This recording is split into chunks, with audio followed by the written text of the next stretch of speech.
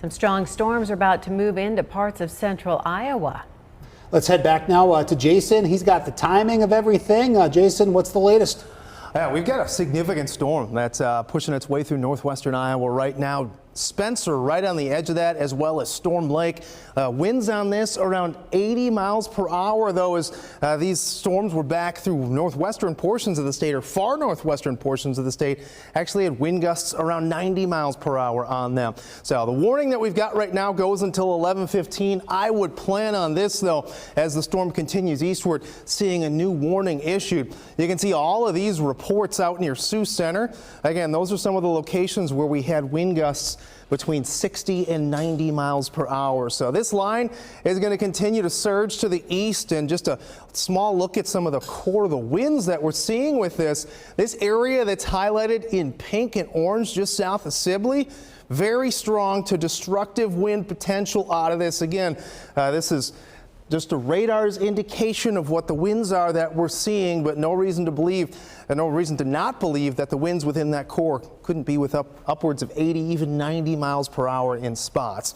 So that area of winds the strongest along this line, but all along this line, again, winds in excess of 60 miles per hour capable, and we've already seen that, as I had said before. So I want to get a new track on this as it starts to push its way on in. This is moving at around 50 to 60 miles per hour.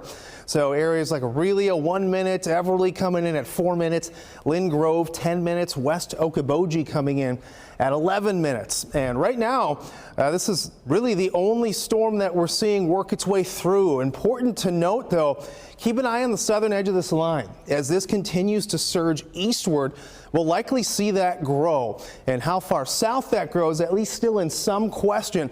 But we have a new severe thunderstorm watch that's in place that does include Polk County and the metro and the entire northern half or so of the state, except for maybe a few counties out west towards Omaha or so.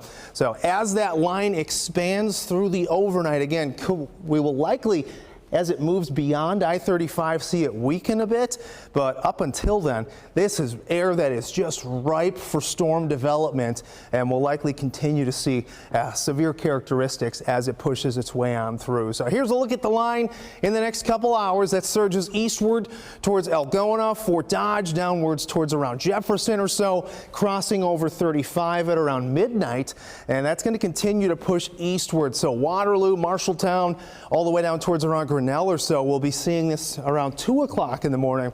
Watch what happens after that, though. That line really starts to weaken as it pushes its way through eastern portions of the state, but much of the northern half of the state could be under the gun for winds of 60 to 70 miles per hour, if not upwards of 80 miles per hour as this pushes its way on through. Could see some stray showers into your Tuesday morning to the north, but we head in towards Tuesday evening. More showers and thunderstorms will be pushing their way on in, and not necessarily looking at severe aspects with these, but could be talking about some very heavy rain as they do. That's going to continue on into Wednesday morning. So as far as how much rain you can expect, 1 to 2 inches, fairly widespread, will not be uncommon. Could see some totals up to 3, maybe even 4 inches. So damaging winds followed by heavy rain, and then how about a cool down? Those temperatures pushing back down into the 70s by Wednesday.